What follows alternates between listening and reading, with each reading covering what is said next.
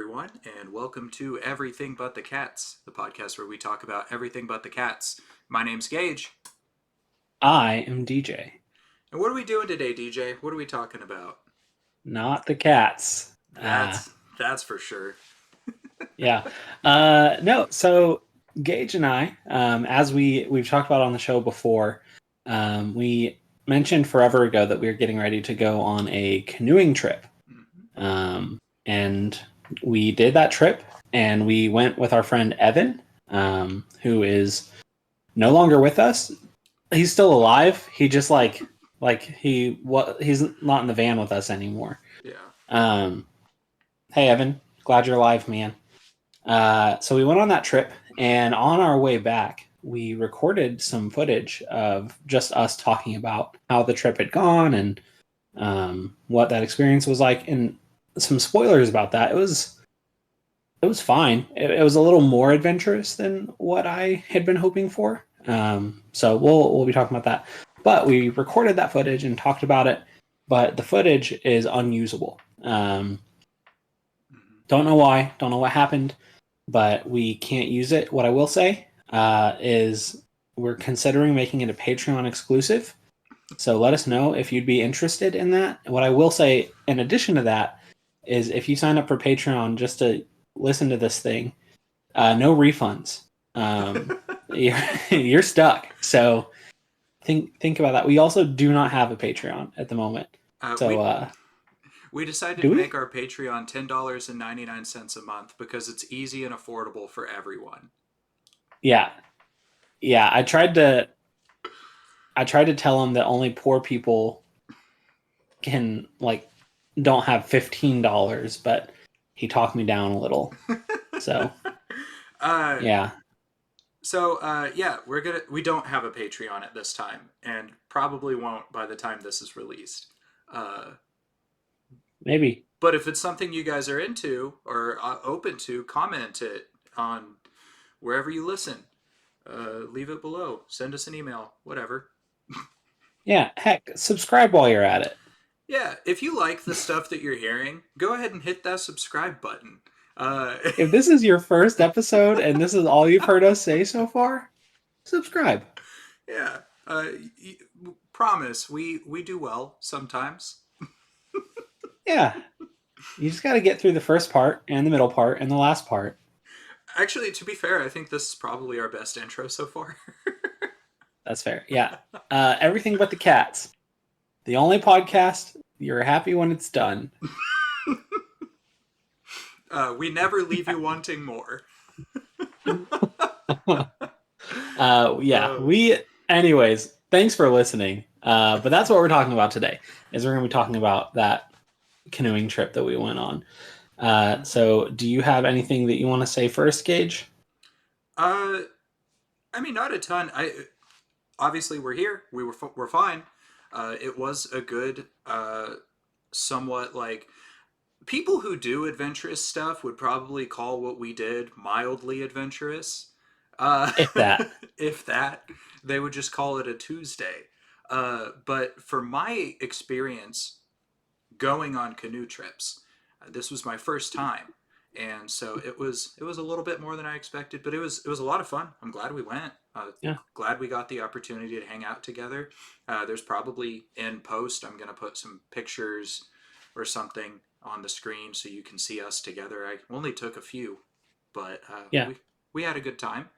If I can salvage any of the video, I'll include what I can because Evan was with us, and that was a lot of fun too. I do want to say, if he does include parts of that video, be sure to pause the video, Venmo us $5, and then hit play again. We'll go ahead and include our Venmo tags in the description. Great. Venmo me. Specifically Venmo DJ. Yes. Yeah. So we were at we were on the Jacks Fork River, which is near Eminence, Missouri. And it's within the Ozark National Scenic Riverways or something along those lines. And there are two rivers included in that. So I'm giving more context than I gave in the other video, but there are two rivers included in that. There's the Jacks Fork River, which goes like this. Okay, so this is the Jack's Fork River. It goes kind of like this. Pretend this is straight. Like, here's the Jack's Fork River. And then here is the Current River. And they kind of meet up here at this place called Two Rivers. And then the Current River continues until eventually it hits the Mississippi. It becomes a part of another river along the way. But anyways, those two rivers make up the Ozark, Scenic, whatever, that place. And so we were on the Jack's Fork River. If we had gone the whole way that we were intending to go, there's a spoiler for later, some foreshadowing. We would have ended up going past this spot that's called Two Rivers, and then a bit farther on to the Current River to a place called Owl's Bend.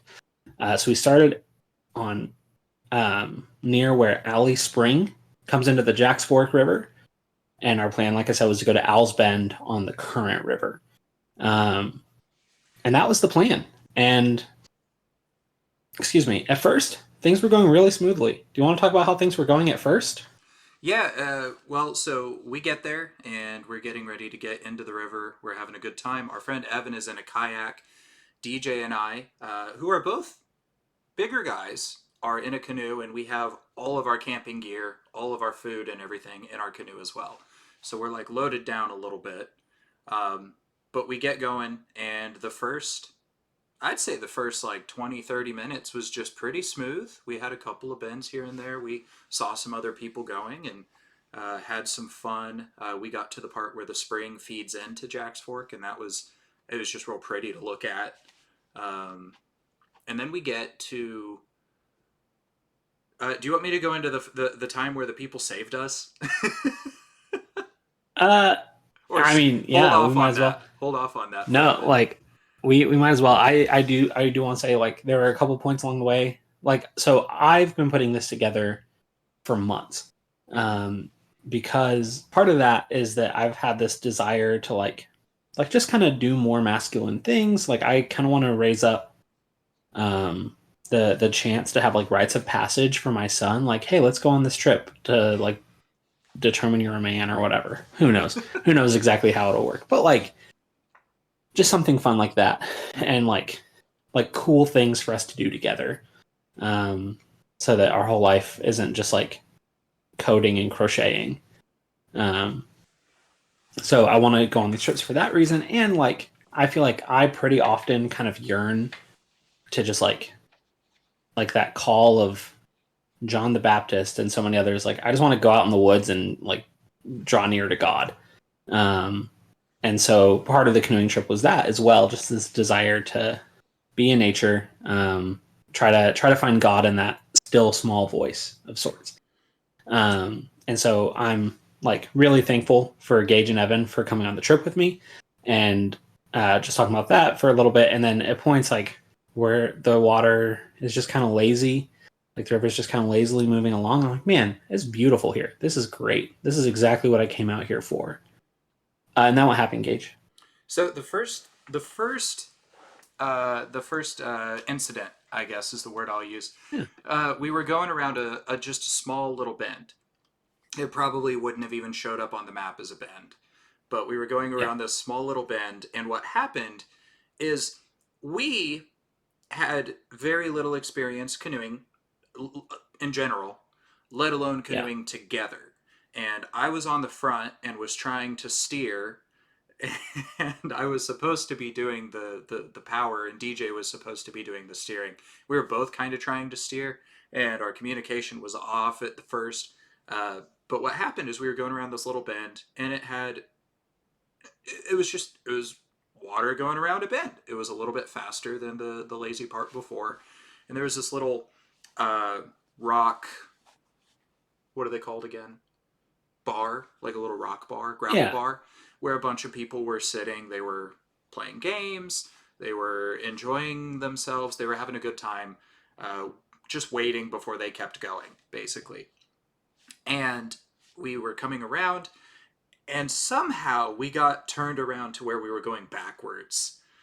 Go ahead. Yeah. So the little bit of that I remember is that there was like a tree in the water or something like that we like clipped, and I was like we hit it, and I was afraid we were gonna fall out or something. We didn't fall out, but now we're going backwards. And I'm like, that wasn't too bad. Like we got out of that. And then we went backwards into another tree, basically. Well, Like, well, the side, like the rock wall with a tree hanging over it, kind of. well, we didn't hit it is all I'm saying. Like we're on the I'm like, oh yeah, like that, like we did it. We're good. And then Gage is like, what about the tree directly behind us? And I turn and look, and there's this like massive tree trunk just sticking out of the water. I'm like, oh, crap. And then these two very nice people who we encountered multiple times on the trip, uh, Yes. just chilling on this gravel bar, yelled, "Hey, the dude in the front needs to paddle hard on the left." And that's about So as we did. much. That's about as much emphasis as was in the voice. And so I did, and we got out, and we said, "Thank you Yeah. so much," and then we kept going.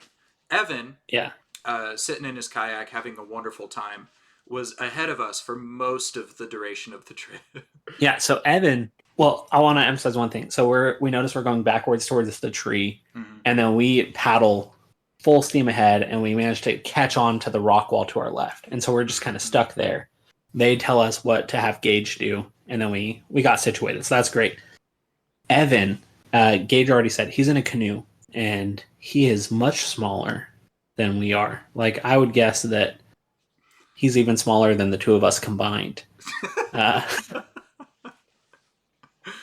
Uh, no, he's like, yeah, he's as tall as us. He's just a skinny guy. But he's also, it feels weird the more I describe him. He's also like muscular. Uh, so like he's strong. He's a strong fella, but he does not weigh what we weigh. Yeah, Less than half. I'm really? pretty sure. Less than half of me, I think, Okay. and maybe about half of me. Anyways, Evan is like he's having the time of his life. Hmm. So we get caught on this, and we're going to get caught on so many things over the course of the rest of this trip. And Evan is not getting caught on anything. So the reason we're getting caught on stuff is because we're like down in the current, which means we have, compared to other people, pretty minimal input as to what's happening with our boat.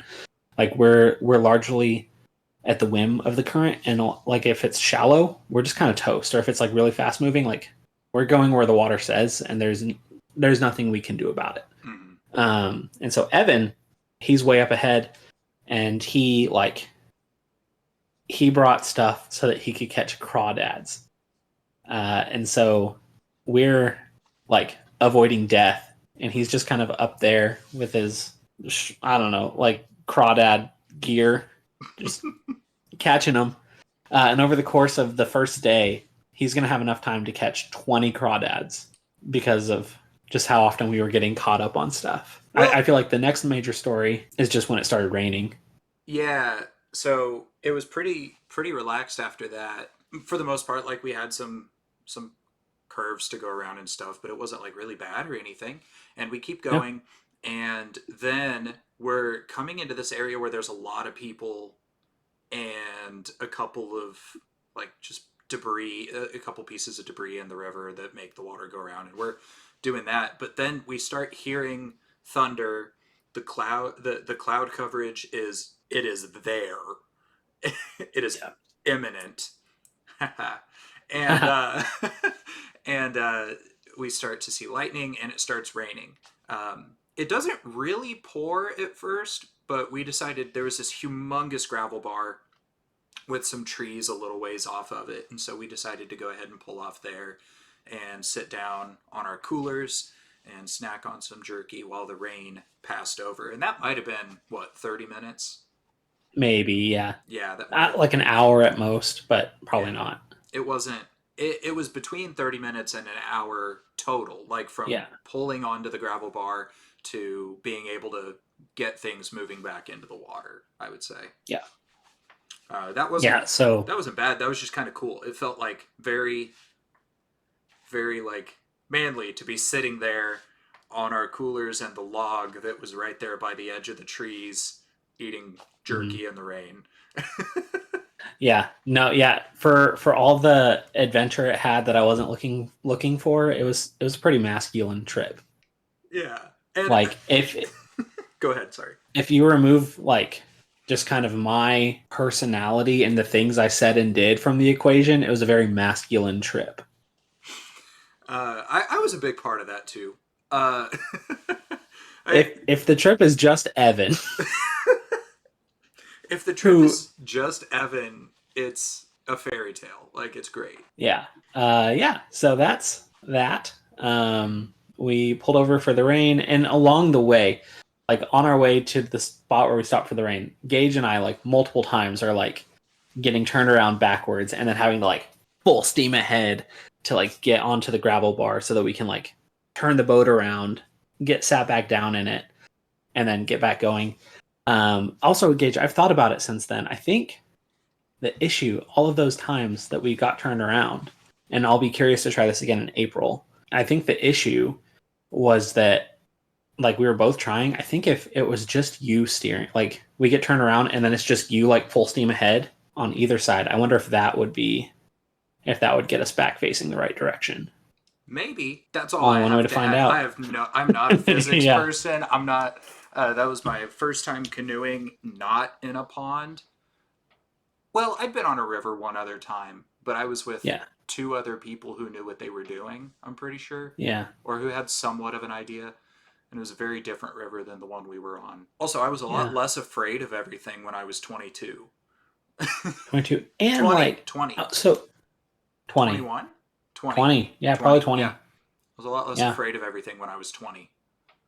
Yeah, we couldn't die back then, Yeah, but we can die now. yeah. Yeah, no, I think that something that really compounded. So over the course of that tree thing, and then a lot of us getting turned around, or like just ending up kind of in places we didn't really want to be, or again, like facing directions we didn't want to face. A lot of that kind of wore away at our confidence over the course of the day. Yeah, so like our confidence is being worn down, and then there are a number of other things as well that I've already kind of alluded to, like the fact that we had all of the camping gear in our canoe. Mhm.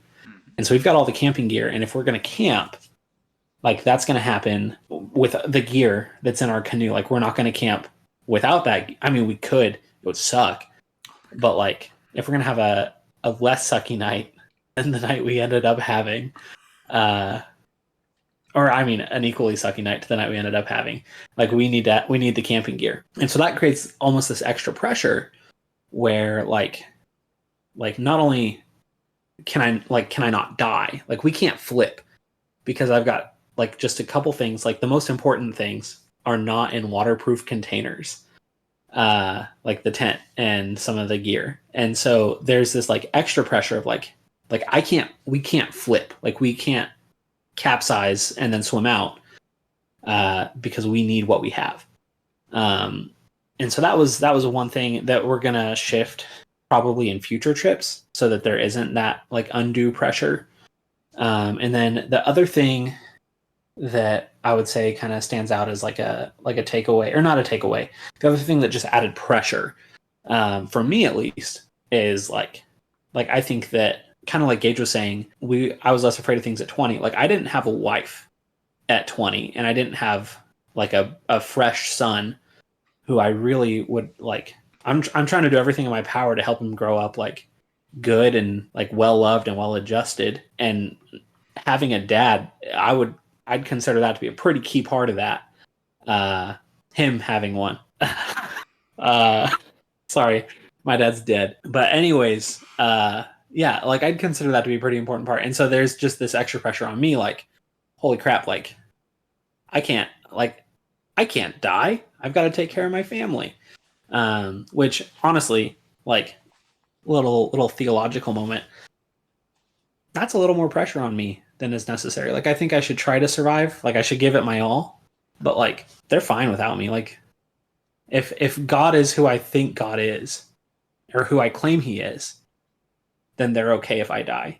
And He doesn't like need me to do His will in my family's life. So there's some theology. But in the moment I'm like, I'm gonna die, and He's like 3 months old. What am I doing? I'm an idiot. But yeah, that was some extra pressure Mhm. for us. Yeah, no, I don't have any of the pressure that DJ has. I just, uh, like my health insurance hadn't kicked in at work. I do have great health insurance and pretty good life insurance. So I did wonder at points during the trip, like, honestly, even though he wouldn't have a dad, like, is Isaiah better off by having a dad or like our dollar life insurance policy? Like, which one?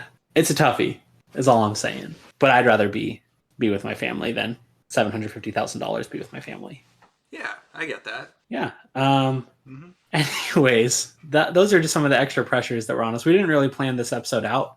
Yeah. We just decided we are just going to kind of talk about it. So, yeah. And it's different because now we're over a month removed. Yeah. From when we recorded the initial episode talking about it, and so it's a lot of going back and like, is this the order this happened in? Yeah. Yeah. There are some things we remember less, and then also I feel like it was a trip that it's not like I like went to therapy about it or anything. Well, not that it'd be bad to, but I feel like it was a trip that it's been good to process, and to like think through like, okay, like what were some of my motivations, or like what was I thinking then?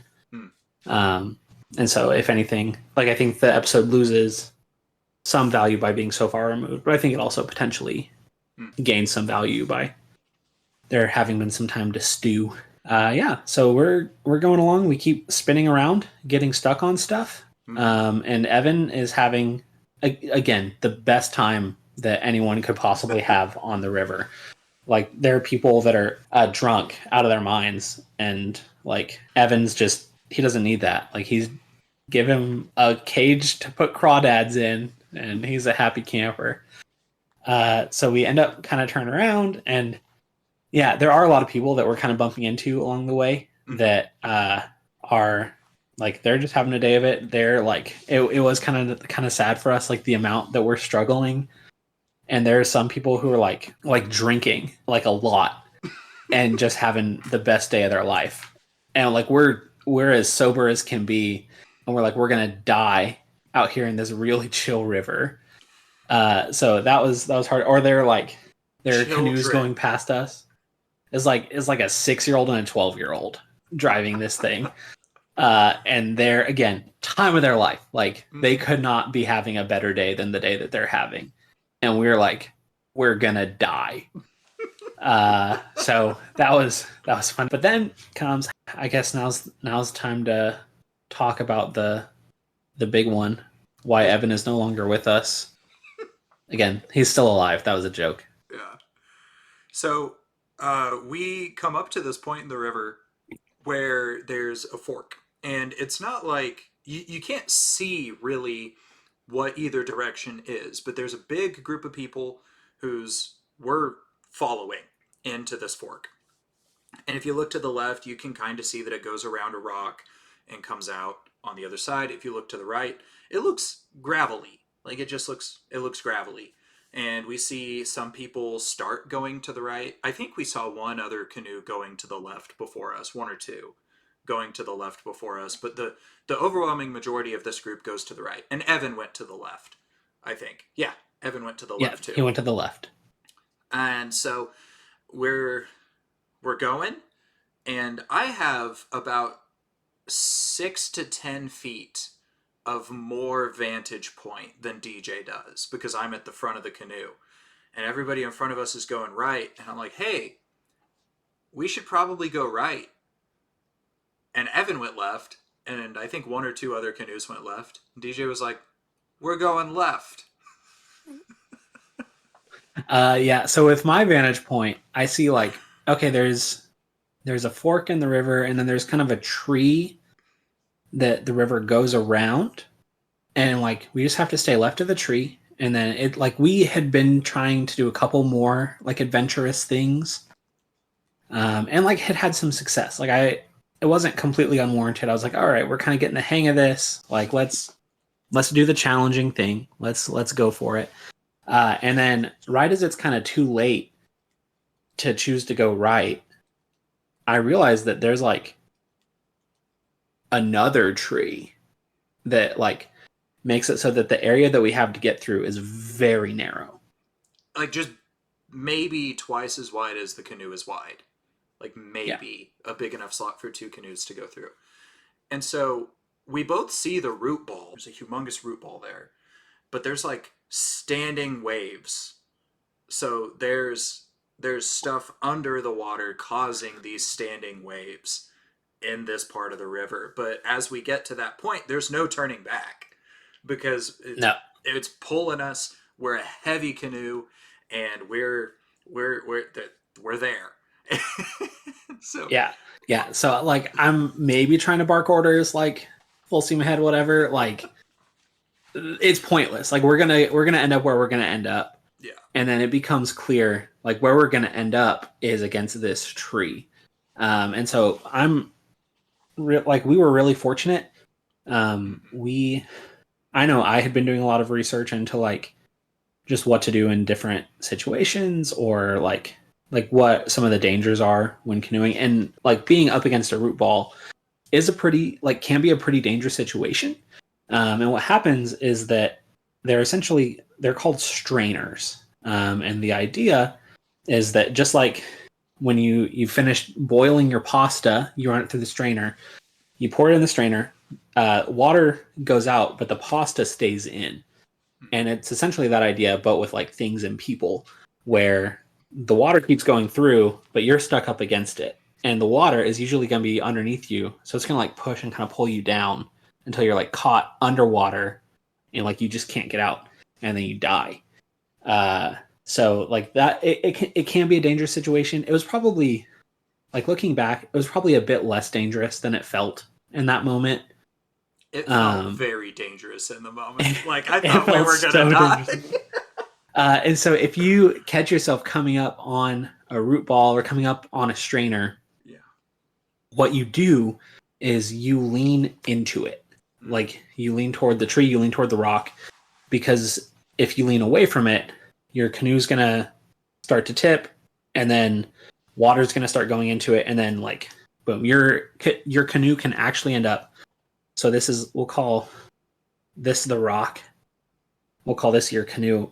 If your canoe starts taking on water, it can end up like wrapped around a strainer, like if the flow is heavy enough. And so we fortunately, like we did a really good job at leaning the right direction, at leaning into it as we hit it. So we lean into it, and in an ideal world, we lean into it, and then we kind of bounce off of it and like get reoriented and keep going. But we're a heavy canoe. Uh, and so we end up, I don't know if I have the hands to demonstrate this. So root ball, we are coming toward it, turn sideways and hit it. By the way, I did no research going into this. I was like, this is going to be chill. This is going to be a lot of fun with friends. I'm not prepared. I'm just here. I barely had a bucket hat to keep me safe from the sun and rain. I'm bald. The sun is harsh on me. And so we hit it, and I feel us turning into it. I feel the water coming in, and I'm like, okay, lean into it. And so that was just Yeah. instinct at that point. But what happened is there's the root ball here, and then immediately, this is the little gap that we were trying to get through. Immediately here, there's another tree that has fallen into the river, and the front of the canoe, the part where I'm at, is jammed up against this other tree. So we're blocking the way through, basically. So first, there's water pushing us into the root ball. There's water pushing us into this other tree. But also, if anybody else comes through this side, which thank God nobody did, they're hitting us on their way through. And so Yeah. we sat for a good, I'd say five or 6 minutes, just trying to get ourselves to budge before we did anything else. But we were Yeah. pretty solidly stuck. And anytime it felt like we were shifting our weight, it almost felt like we were going to start going under the water. And it's going not too fast at this point, but we're taking on probably hundreds, if not thousands, of pounds of water hitting us every minute. Yeah. So it was a time. Yeah. Because if we're gonna push, like if I'm gonna push off the root ball, Mm, and like push my end of the canoe like against the water, then I'm pushing, like Gage is saying, I'm pushing at least 100, like at least hundreds of pounds to go. And I don't know if the paddle can even withstand like the force that it would take to do that. And so we kind of end up there for a while. And there's still the other group that had gone on ahead of us, and we can see them way up in the distance. And so I'm like, okay, like we should try to get some help. Gage is looking, he sees Evan, and Evan is just kind of Evan there in the is water doing his thing. Evan's knee deep in the water looking for crawdads at this point, probably about 60 to 100 yards ahead of us. And the bank to our left is high and very, very full of like foliage and stuff like that. So Yeah. I'm looking up there. I wave my arm to get Evan's attention, and he's standing there like Forrest Gump on the boat and just waves back at me. Uh, you know the scene. You know the scene. And I don't, but that's okay. oh gosh, it's really if you get it, you get it. I'm probably gonna paste the GIF in the video. And Love it. so that happened, and then we both start yelling, "Help!" Yeah. I'm yelling. So back at Ozark, Oh my gosh. where we went to college, oh, that's funny. That's a good GIF. Back at Ozark, where we went to college, at 4:56 p.m. every day, someone would call out. I'm not going to do it because my son is like sleeping in the other room. Dinner, really loudly and really dramatically. And my freshman year is a guy named Caleb, who's a good friend of ours. But then, excuse me, my sophomore year and junior year, and then part of senior year, it was me. And so and then I tried to give it away to someone, and then they left, and I took it back, and it just got messy after that. But anyways, I've got the bellows for this, and so like, like big, loud, and Gage had it down too. Like I feel like everyone's probably good at screaming for their life. Kind of one of those natural human skills. What if screamo bands instead of like we're like That's our next project, actually. okay, great. Yeah. Great. But yeah, so we start yelling, and Evan's telling us story is good because he makes fun of us for calling for help. But we start calling for help. But like, I'm not just trying to get Evan's attention. I'm trying to get the attention of the people in the other canoes as well. Because like, I assume that they're more experienced in this than Evan, but they're also drunker. So it's like there's some give and take. So we start calling for help. Evan's kind of on his way, and I'm like I can't remember the exact order this happened in, but I'm like, man, I just want to check and see, is this something like we should be really worried about? Should we like try to get like 911 or something? Like what, or like just what should we do in the situation? And so I call the canoe rental place and I'm like, hey, we're caught up against a tree, and I'm just wondering like what we should do. Like, do we need to call someone? Like, is there like what should we be doing to get out of this? Like, what do we need to do? The wording and she you says, kept where are using, real quick. He kept telling Yeah. everybody whenever he was on the phone and when he was talking to me, he's like, "Well, we're not in active danger." And what I meant by that was like we're leaning up against the tree, and like if we stop leaning, we're gonna take on water and fall in and maybe get strained. But like right now, like we can think and strategize. Yeah. At this moment, like we're not like technically we're losing time because we can probably only hold this position for like 18 hours or whatever. Yeah. But like we're okay. Yeah, we're okay. Like we're like right now we can strategize. But it was again a potentially dangerous situation for sure. In my head, every time you said that, how I interpreted it was, we are in danger, it's just not immediate. Yeah. Which is true. Like, I mean, yeah, it's true. If we hadn't gotten out of it the way that we did, we could have been strained. Yeah. Yeah. Yeah. So I'm like on the phone with them, and they're like, well, where are you? And I was like, well, it's just, that doesn't matter. I like tell her where we are, and she's like, well, I'm gonna reach out. I think Dennis, Steve, pretty sure Steve, the guy's name. Was it Steve? Shane. There we are. Shane. Shane Van Steenis. So like that's where I got both of the names from. Like it's an S name, Dennis. What's funny about Van Steenis, Gage? No, it's I'm trying to get this guy to let me run a canoe. It's funny that you got Steve and Dennis from Shane Van Steenis. Like, Yeah. I get it. I understand it. It was just kind Yeah. of funny that you're like, Dennis, Steve, Shane.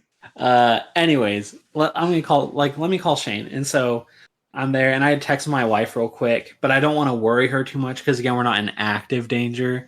Like I would send her a quick text if we were drowning too. Like, hey, I love you. I'm so sorry that I died. I'm dying. But didn't want to worry her, so it's just something along the lines of like, hey, we're caught on a tree. I'll let you know how it goes. Because again, I don't want to worry her. Didn't you say like no big deal in your message? Didn't you say no big deal or something like that? Almost certainly. Yeah. Almost certainly. I could go back and find it. But yeah, so like whatever, might die later. So send that, and then I get a call from Shane, and he's like, so what's going on? And I re-explained the situation to him, like, hey, just like wondering, like, should I try to call someone, or like what should I do in this situation? And he says, and I quote, well, I think you're gonna have to do something about that. Like, yeah, Shane, I thought I was. Like, I thought that right now I was doing something, but what I've just learned in this conversation is that I was doing nothing. Thank you. Goodbye. I said none of that, of course, and like instead I'm like here, like kind of scared for my life, but I have to like I don't want to like hurt this guy's feelings or anything, so I'm just like, okay, thanks, talk to you later, bye. Just very positive, upbeat.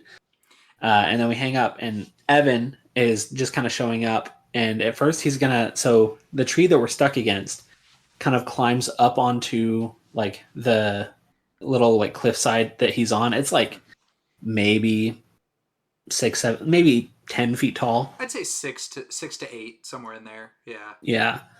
And so at first Evan's gonna climb down it, but then he finds another way, and he gets down, and he's like in the water next to us. And then that makes it clear, like, okay, this thing is not as scary as we think it is. Like, it's still scary. Like, our side of the water, like, because he's kind of behind the tree. So, like, our side is moving a lot faster than his side is. Well, and on my side, I was thinking of just getting out at one point, but it was too deep for me to even touch the bottom with my paddle, like, fully in. Okay. And so it was shallower where Evan was. So I could touch with my paddle, but the water was probably like it might have been up to my knees, who knows? But like it was moving really fast, and so it would have been hard to like get out. Mm-hmm. But anyways, with Evan present, I realized like, all right, I think I need to try to get up onto this stump, and then like we can get Gage out as well. And then I think we can make a plan with us not in the canoe, like that we're probably safer if we're not in the canoe, and then we can make a plan. And so I like go to get up out of the canoe and just kind of step up on it, and then almost immediately the boat dislodges, and then I kind of quickly jump back in, and poor Evan has to climb up and like walk all the way back, like right as he was getting there. He's like, can I just hold on and float with you guys? And we were already gone at that point. Yeah. So poor guy had to do that. The one time he did not have fun on the trip. So yeah, so we end up doing that. And so essentially what had happened was we're across this gap, right? And I'm gonna guess I'm a bit heavier than Gage, and we were kind of emphasizing the gear toward the back as well. Like, so I'm gonna guess my side's a bit heavier than Gage's. And so here's water that's hitting all of us, but we'll say the canoe's like this. So it's hitting my side up against the root ball. It's hitting it a bit more. And so then when I step out of it, now most of the weight is on Gage's side. And so the water that's like not pushing up against the root ball pushes up against him and pushes it out. Which is like really simple hydrology, like mind-blowingly simple hydrology. And now I know for next time, but it also did help that Evan was nearby because there was just an extra like if something goes wrong, he can help. Yeah. Kind of. He's kind of scrawny, but if something goes wrong, Evan can help. And so we got out of it, and that I talked about things that shook our confidence earlier. That took a fat dump on our confidence. Yeah. Oh man.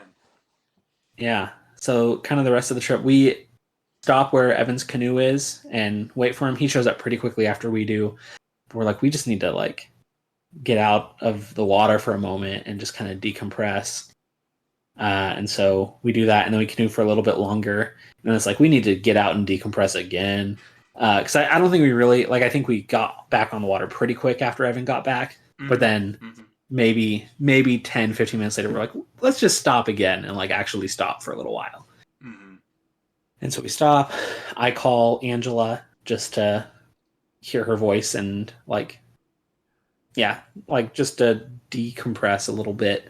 And Evan hunts crawdads and hangs out with Gage as well. Yeah, so we stopped there for a while, and we considered just going ahead and setting up camp, but it just wasn't a good place for it. It would have been really small, and if it like rained at all, then we would have been toast. Mm-hmm. Wet toast.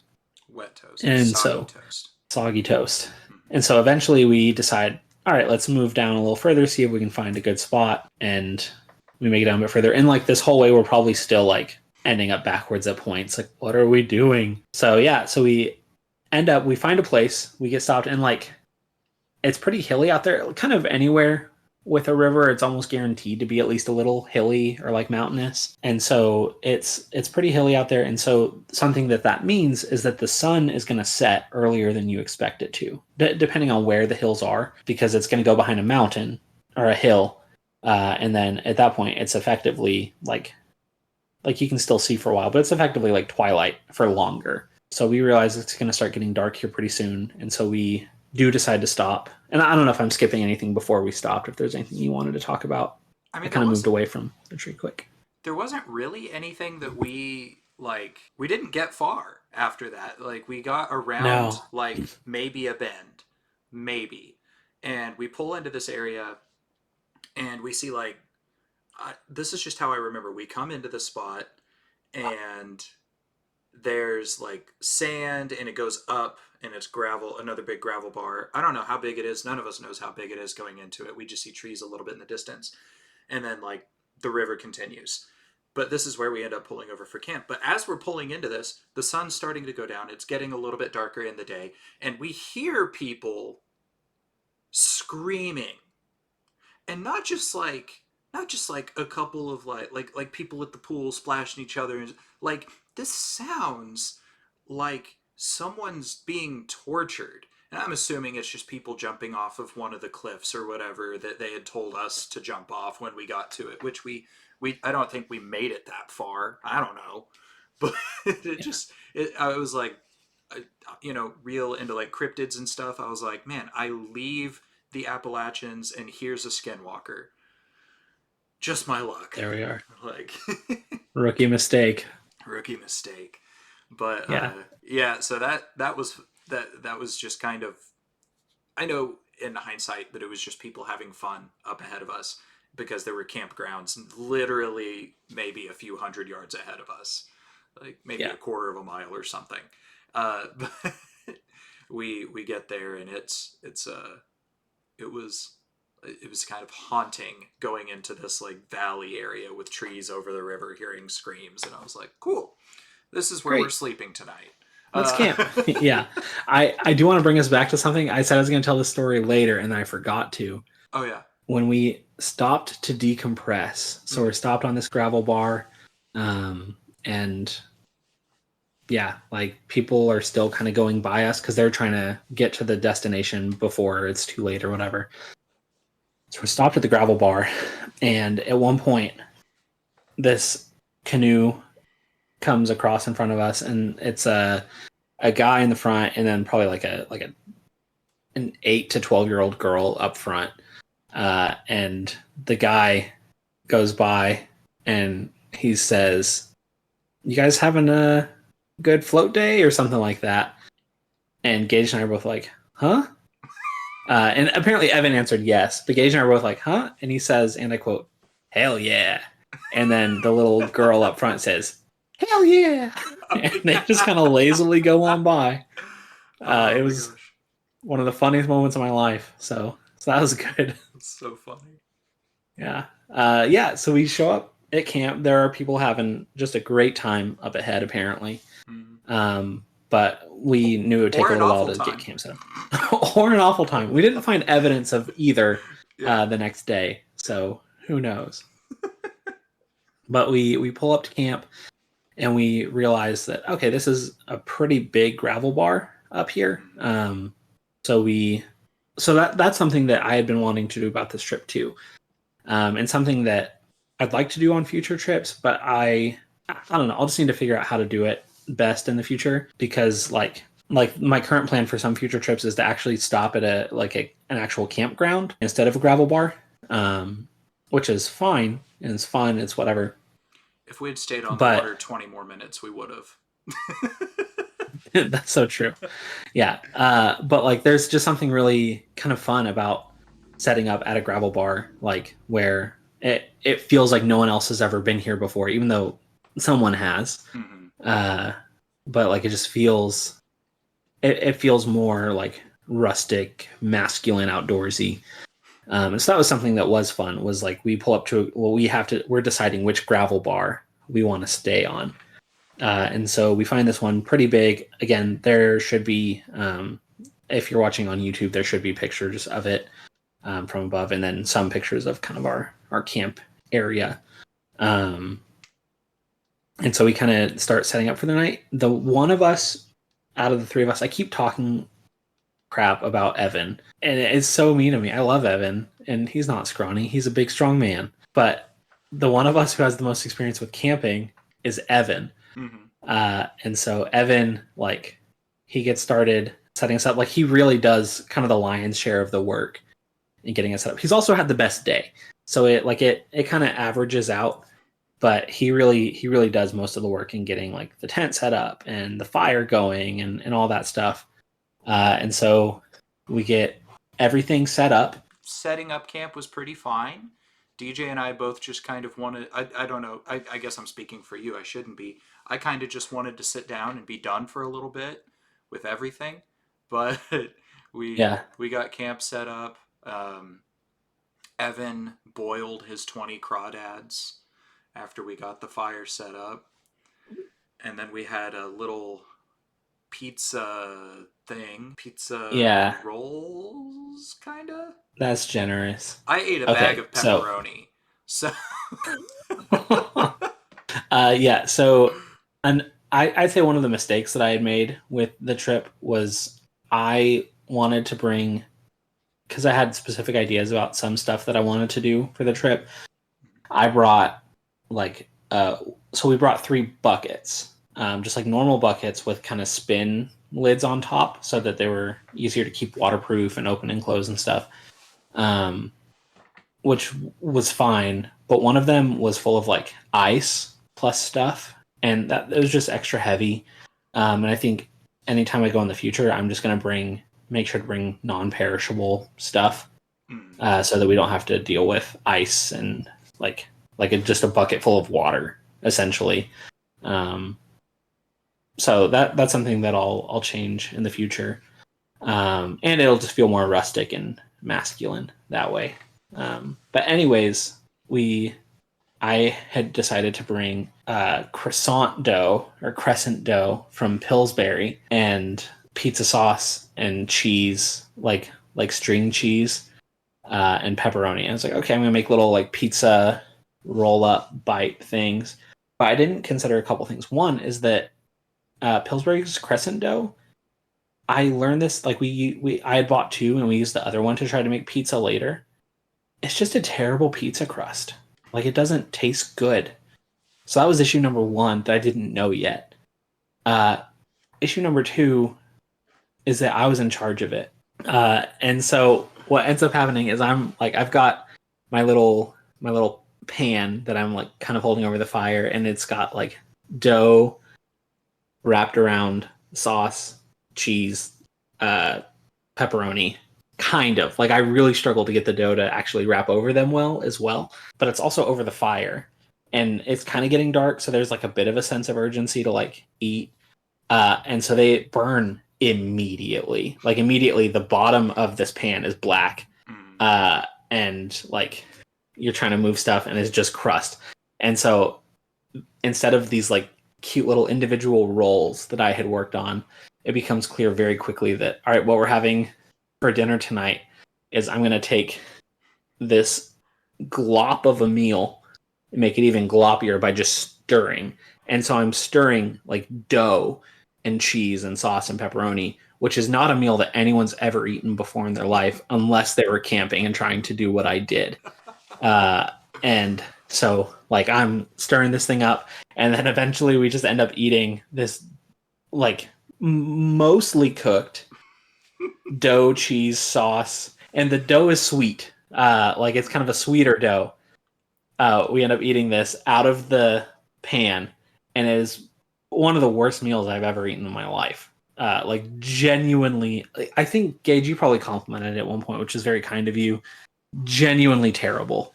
Well, I ate pancakes that had paint thinner in them one time, so this is so many steps above that.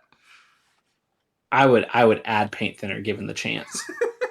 Yeah, so bad. But and then we have Evan's crawdads that he's boiling. He puts the pot kind of more over the fire, but it has like plastic handles, and so they end up like melting into the fire. And we're trying to do like the whole leave no trace thing. Like I am trying to, at least. I didn't mention it at all.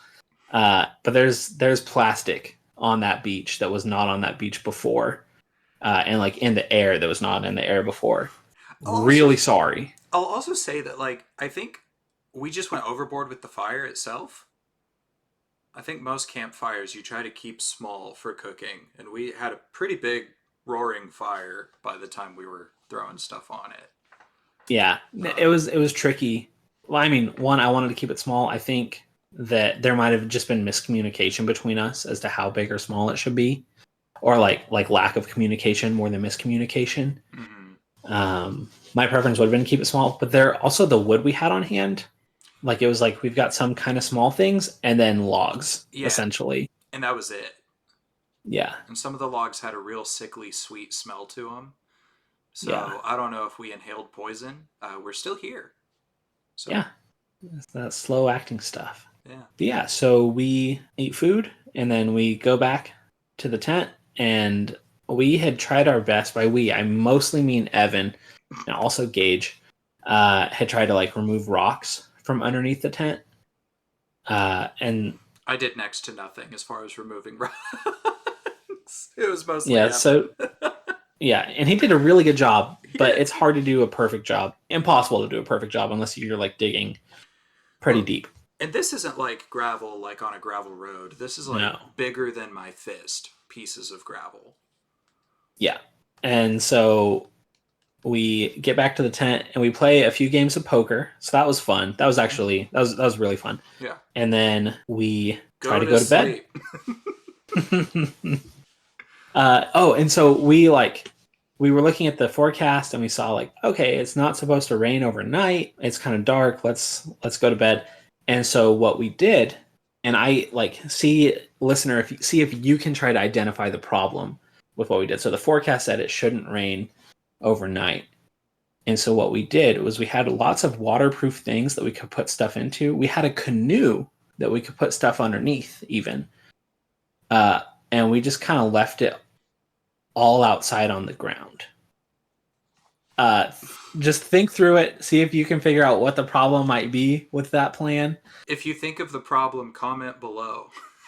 We're still trying to figure it out. Yeah. And so we've got like just like strewn all over the ground. Like we ended up cleaning it all up the next morning. So it's not like we're like just leaving stuff behind or anything like that.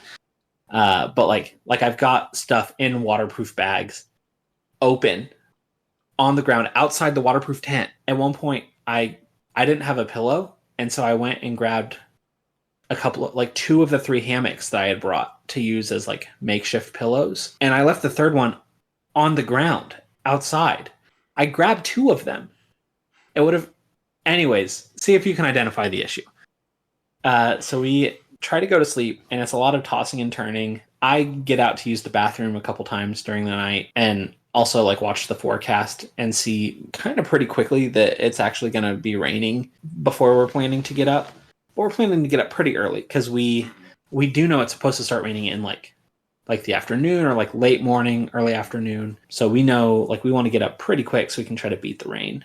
Oh, so we decided to cancel like going the whole distance of the trip that we were planning on because it was like a 23-mile trip, and we've made it like 5.5. Yeah, 5 or 6. Yeah, 5.5. And so we're like, we should. And so the way that it works is we've got Alley Spring where we left from, and then down the river there's Eminence, which is just kind of near Eminence, Missouri, the town. Down the river further where the two rivers meet is a drop-off location called Two Rivers, and then past that is Owl's Bend. And so these are kind of the points along the way where they can pick us up. And so we have made it almost to Eminence. And my goal was to make it like a bit past Eminence on the way to Two Rivers. And so we made it almost to Eminence, and we're like, we're just going to get out of the water ASAP and go home to our families. So we get out, or we decide that we're just going to stop at Eminence, but we're going to have to wake up pretty early because we want to beat the weather. Mm-hmm. So we're there sleeping. Do you want to talk at all what the sleeping experience was like, Gage? So for me, I think I was awake until almost 4 in the morning, just rolling like a rotisserie chicken. And I would get comfortable for a few seconds, and then it would be uncomfortable because there would be a rock just like stabbing me in a specific spot or something. And so I'd move a little bit and try to get adjusted. The most comfortable I was all night was when I laid on my stomach, but then the rocks would hit my ribs, and that really didn't feel good. So I laid my pillow long ways and just had it under my torso and tried to sleep like that. And I think that's the best sleep I got all night. I probably just slept from like 4 to 7 though. And there was a certain point in the night where I could hear what sounded like raindrops. And I debated with myself, do I say something or try to fall asleep? And I definitely tried to fall asleep. Yeah. It's the right choice. So that's all really about the sleeping situation. Poker was a lot of fun. Yeah, that was a good time. I don't even remember. We played so many games. It was a good time though, and it was fun to just hang out and do that. We all just kind of. I think Evan fell asleep well before either of us did. Yeah, I mean, there hit a point. So I managed to get half decent sleep. I spent a lot of time on my phone, like texting with Angela before going to bed and like looking at the weather forecast and all that, and realized like, okay, it's gonna rain earlier than we think it's going to. So that's great. But then managed to get some sleep. I don't think I rotated all night. Like I would find kind of a good position. I wasn't sleeping in my sleeping bag though, because it's a really snug fit. Because I'm a big man, and so I was sleeping under my sleeping bag, which meant that I would like get into a really good position. That's generous. I get into a good position, and then eventually it would get uncomfortable, and I'd have to shift, and then I'd have to like unstick my body from the bottom of the tent. So that wasn't the most fun. But like I feel like I managed to find some pretty good like long term meaning like 30 minutes sleeping positions over the course of the night.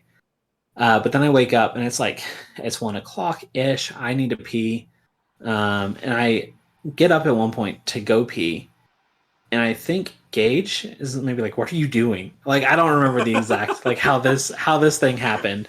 I just remember there being some interaction like that as I'm like walking over Evan to get out and go pee. I mean, it had to have been me. I think Evan was out. Probably. I don't remember that, but that's fun. That's fair. Yeah, so get up, do my business, lay back down, and I'm like watching the forecast. I'm like, oh crap, like it's gonna start raining at like 4, which is earlier than we intend to be up, because we're planning to wake up like with the sun. So realize it's gonna rain. but that's whatever. That's that. And so lay back down, get some more sleep, and then it starts raining. So it's raining, and I'm just laying there in the rain, like just super worried, like very nervous. Like, okay, it's raining, which means the water is potentially going to be higher. And like, yeah, that's my internal monologue. Uh, no, yeah. So like the water's going to potentially be higher and faster. And we already pretty much died yesterday. So we're pretty much going to die today. RSVP. So we're, yeah, like just very much in my head and nervous. So that all happens. And I notice like, oh, it's starting to get brighter outside. Oh crap, it's starting to get brighter outside. And I realize like, okay, I can see out the tent. Like it is bright. It's time to get up. And so I'm trying to decide like, okay, we're sleeping pretty peacefully here. Like, do I wake these guys up or like get the ball rolling, or like do we just sleep and rest a bit more, see if we can like leave at a better time later? Because I've always been like on trips I've done where it's been like, all right, we're in the tent, but we need to like leave as soon as the sun comes up, or like we need to get up as soon as the sun comes up. I've always been the type to like wake up, take a quick peek, and like this can be someone else's job, and like go back to sleep. But this time I was like, all right, guys, it's time to get up. And I think from their reactions, it was clear that they were both also already awake, which is fine. Like none of us wanted to get up. I was asleep. Like I actually Okay. was. I was just lightly asleep because like Yeah. it was at that point where I opened my eye. I think I like woke up as you were saying it's like 7 o'clock or whatever you said it was. We should probably get up and go because it had just stopped raining for a minute, and that gave us the opportunity to dump the water out of the canoe and the kayak, get everything packed up while it was dry. Yeah. So we get up and we look outside and realize immediately that I was an idiot because again, we had so many waterproof things that we could put things into. So many. We did have so many. And we didn't. And we like left things open. Like I had 3 waterproof bags. I had 3 of them. And 3 of them were left open. The process, like you roll it over and then you roll it over and then you roll it over, maybe one more and then click. 5 seconds, maybe 10 on a bad day. Like one-handed, 30 seconds. And I didn't do it. Insane. But some things you have to learn by doing or not doing. And so now I know. But like pretty much all of our stuff is wet. All of my like clothes that I left by the fire to dry, soaked, so wet. I can go on and on about the mistakes that I made, that we made by leaving stuff out. Mostly me, by leaving stuff out. And I will. What were we thinking? No. But yeah, so like everything is soaked. And so if anything, that was kind of nice though, because I feel like it helped lower our standards for ourselves on the second day so that there isn't this like, oh, we can't flip. What if our stuff gets wet? Like, yeah, like we can flip for fun. We can dare us to not flip. Otherwise we're flipping. So we got everything loaded up and it didn't take as long as I thought it was going to. It wasn't like a super complicated process. So we get loaded up and we get on the river, and I don't know what it was. So actually, I do know what it was. I keep saying I don't know what it was. Before we left, I asked who was going to pray for our trip, like for our travel that day. And Evan prayed that it would, typical prayer, go well, be safe, all that. And then everything just went way better the second day. Like Gage and I were communicating better. Evan was still way ahead of us. We got out and walked a lot. Like our threshold for like, should we walk this or should we try to canoe it? Totally different the second day. It was like, hey, I see the water moving up there. Let's get out. So it like, yeah, totally different threshold. It was fine. But like we got out and walked a lot more.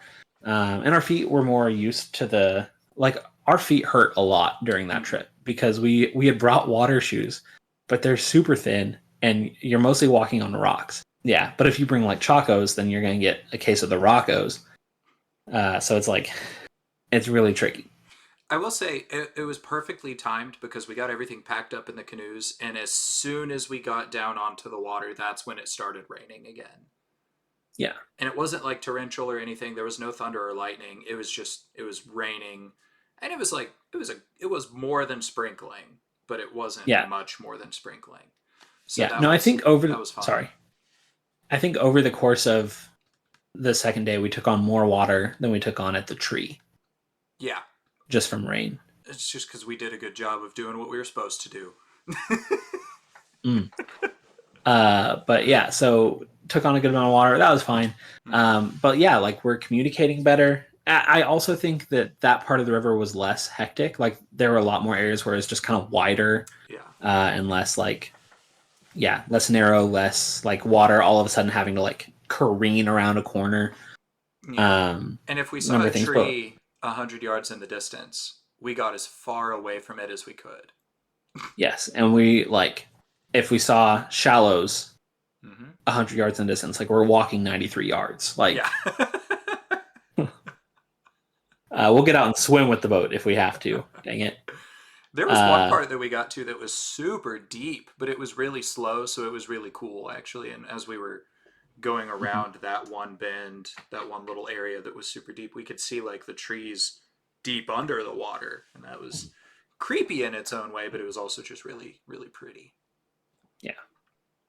Yeah. So the second day was way better. If the first day had been like the second day, then I think we would have made it the whole way. Yeah, yeah. Pretty easily. But now we know for the next time we do this trip, like we know how to communicate better and we know We know start at um Eminence. yeah. Start at Eminence. Well, actually in May or April, whenever we go, the water is actually supposed to be higher because there are parts of the river that like are upstream that you can't canoe during the time of the year that we were canoeing. Okay. And so I think the whole thing's like a bit deeper, which I imagine means that it's probably a bit easier to navigate because it was the shallow areas that were really kind of throwing us off. Yeah, I don't know enough about rivers to be able to say yes or no to that. So, yeah. Fair enough. Same. Yeah, we'll see. We'll find out. We'll either live or we won't. Yeah. This will either end up on some like Mr. Nightmare like creepy final videos things or it won't. So that's that. Number 13, DJ engage in the canoe. Yeah, RSVP. But yeah, so that Mm-hmm. like it was pretty chill. We ended up going, and so one way that I know that Evan was lighter than us is that there's a point towards the end where it's just a super long straight stretch of river Mm-hmm. where it's really chill. Like maybe there are trees in the water, but they're really far ahead, so you have plenty of time to navigate around them. And at one point, these people were going downstream, Mm-hmm. like people do, like especially like heavy people do, and these other people in a kayak come past us going the other way, and they're like, "You're going the wrong direction." And then Evan comes upstream as well as like, "You're going the wrong direction." Uh, Doesn't he actually so do a literal circle around us at that point, too? almost certainly, who Yeah. knows? He again having a great time, Yeah. and we were there too. Like I thought it was my story that these two were a part of, but it was definitely Evan's story that like we were a part of. Yeah. Yeah. So no, but yeah, then we end up on the water. Am I missing anything important along the way there? I don't think so. There was one other part with a rapid, but we got out and walked it. Yeah. There was a stretch of it might have actually been almost a quarter of a mile that we just walked the whole thing Yeah. toward the end, and it was we did get to the end. When we got to the bridge, I was like, "What's the bridge going to be like?" And DJ said, "Well, it's going to be a little faster, so just stay away from the support things, the columns." Yeah. And it wasn't really faster at It was all. so chill. It was so Yeah. chill. It was nice. Actually, it was a good Yeah. I could change have of been pace. picturing I was worried going into the bridge, but same. it was chill. Yeah. I could have been conflating it with a bridge that we did like whitewater rafting in Tennessee or Colorado, The like one back in the day. the one we did in Tennessee was a little more than just faster. Yeah. That was the what was it called? The Ocoee River. Well, not the river. That specific rapid had a name, and Oh. it was called like, I think they called it Fire in the Hole or something. But you would Mm, go. We basically went underwater in that one. That was always spicy. a fun little rapid. So what we're doing next is we're canoeing the Ocoee. Actually, Yeah. Yeah. We thought that wasn't adventurous enough. yeah, We should go find some real adventure. we should go But yeah, canoe so an we, Olympic training river. yeah, yeah. So we end up getting off the river, and they pick us up, and that's mostly the end of the story. Um, on our way out of town, we initially were planning to canoe for 2 days and then camp for 3 days. Hmm. But we ended up just heading back home because we got out of the water by like 9 or by 10, Hmm. which would have been like us camping all day in the middle of what was supposed to be a pretty stormy day. Which honestly wouldn't have been too bad, like camping and like playing poker or whatever, as there's a storm raging against our tent. Could have been pretty cool. Next time, we'll think about it next time. You know what was much better though? Sleeping in a bed. A shower and playing video games. That Yeah, was much better. that's true. That's true. Yeah, I feel like as soon as we got home, I was like, What was it? What were we doing on the water? What a stupid mistake." But then pretty quickly it set in like, no, like that river tamed me. That's not how it goes. I'm gonna tame this thing. Like I need to get back out there. So now I've got plans to go back out again. Yeah, so we'll see what happens. Who tames whom? But anyways, we're on our way home, and we record the video that we've talked about some that's not usable. But if you pay us $10.99, you can watch it. No refunds. But then we stop at McDonald's Hmm. in Mountain View, either Grove or View. Who knows? They're nearby. Yeah. Um, but we stop at McDonald's and yeah, have some McDonald's breakfast. It's good. We tried their like Oreo cream pies. Hmm. They were good. They were tasty. And then we get back on the road, and I go to plug my phone in to the car charger thing, Oh and it starts making a noise like a dun dun. And then I look, and there's a notification that's like, unplug your phone immediately. Water has been detected in the charging port. This could cause damage to your phone. And so I'm like, well, I better unplug it. So I unplug it and like kind of shake it a little bit, give it a try. You know, the whole thing. yeah. Hmm. And I plug her back in, and it says, "Den den, unplug your phone immediately." So unplug it, and I'm struggling, and it's just not letting me charge it. So I like get home. And fortunately, like by that point, it was pretty easy. Like I knew how to get home, or by the time it died, maybe Gage had directions pulled up. I don't remember what we did. We got home. We didn't get lost because of my lack of phone, so that was good. Hmm. But we get home, we get everything kind of out in the yard to start drying, and then Angela looks at my phone and she shakes it, and she realizes that when you shake my phone, like you can hear the water inside of it. Hmm. Uh, and so, for some context with my phone, on the first day, it had been in one of those waterproof bags, and then it was with us in the tent. But the second day, because we'd had that worry the first day, like my phone's supposed to be pretty waterproof. So I like decided I'm just gonna keep it in my Velcro pocket and just have it handy in case I need to call someone, because I'm more nervous about the second day. Um, so keep it handy, and then like we end up walking in water sometimes, but again, my phone's waterproof, so it's not an issue until this happens. And so now, like you shake my phone, you can hear it. You can hear the water inside of it. And the issue with my waterproof phone uh, is that it's waterproof, which means that still today, over a month later, I can shake the phone and there's still water inside of it. We put it in rice. We put it in front of a fan. We did everything except open it up, like take the screen off. And I don't know if that'll do it. So I like the next week I ended up getting a new phone. Just got a Pixel 8a because it was pretty cheap. Not a bad buy. It's worth it. Gets the job done. and I'm a bit less like, I don't know, obsessed with like the newest best thing than I once was. So it works out.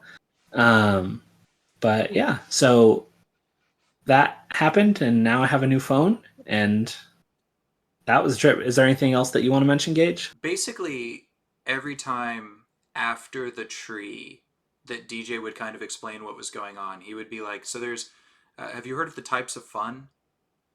Oh yeah, Yeah, there's type 1 fun, type 2 fun, and type 3 fun. Type 1 fun is it's like just fun. diabetes. Yeah. Uh, type 1 fun is just fun. Like playing video games, doing a thing you love. No stress, just enjoying what you're doing. Type 3 fun is not fun. It's just not fun. And You type saw your arm off. Like, yeah, and then type yeah. 2 fun is fun in hindsight. It- it's like really hard and a lot of struggle to it, but in retrospect, you're like, man, that was fun. I got to do it again, or something like that. And so, what we experienced was some good old type 2 fun. Yeah. Have you looked back on it yet and thought, man, that was fun? Yeah, Yeah, same. not the I was tree like, part, but everything yeah, else. I was like, I would do that again. Like yeah. even the tree part, I would probably do it again just to See if we can beat our time. build character. I don't know. Yeah. Oh No, yeah. I feel like type 2 fun is a good way to describe the trip. And I don't do a lot of type 2 fun, so in the moment it felt a lot like type 3 fun, even though I knew about the types of fun. Mm. And I've had type 2 fun in my life. I just don't do a lot of it. But that's the thing about type 2 fun is it feels like type 3 fun until later. Until it's done. Yeah. Oh yeah. So, yeah, but that was our trip. That was a quick overview. Really sad that we couldn't have Evan join us. I'm literally hanging out with him tomorrow. So we could have if we had tried, I guess. Yeah, so that was our trip. We made it. We're alive. We know that there might have been a couple weeks there where we didn't post. You might have been wondering if we were alive. We are. You've seen our previous posts. You've seen this one. Join us toward the end of October for a role playing game. Probably. Most likely. Most likely. I'll get it done. Love it. Yeah. So that's our trip. That's how it went. Thanks for following along with us. Thanks for listening to this. If you made it this far, thanks for listening. If you didn't make it this far, yeah, I hope that.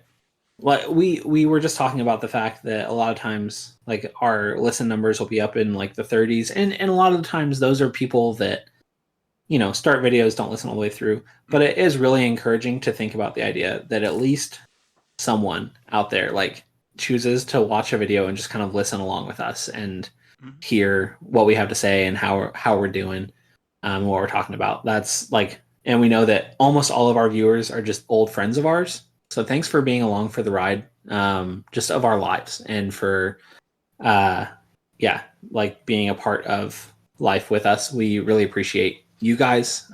We really appreciate the ways that you've shaped us and you've molded us into who we are.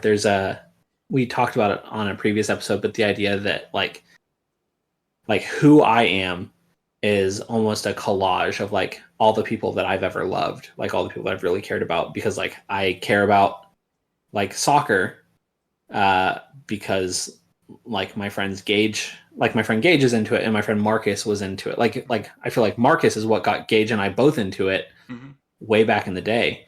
And like I care about video games because my dad really liked video games. I probably would have ended up with them anyways. Like they're invasive. They get you. They do get you. But like, yeah. And so if you're listening to this, you're almost certainly someone who we've been friends with for a while. And so thank you for the ways that you've shaped us and molded us. Thank you for listening. Yeah. I don't know. I'm kind of in wrap up mode. I don't know if you had anything you want to say before we start wrapping up. Yeah, so thank you to everybody who's a part of this journey with us. As DJ said, whether you're listening, whether you're following, whether you're part of an episode. I know that pretty much, I'd say it's safe to say about half of our consistent listeners are people who have been on the podcast before, if not more than half. And so Here for it. that's really fun. And if you're part of the half that hasn't been on before and you'd like to join us for an episode, reach out to us. Let's see what we can get figured out.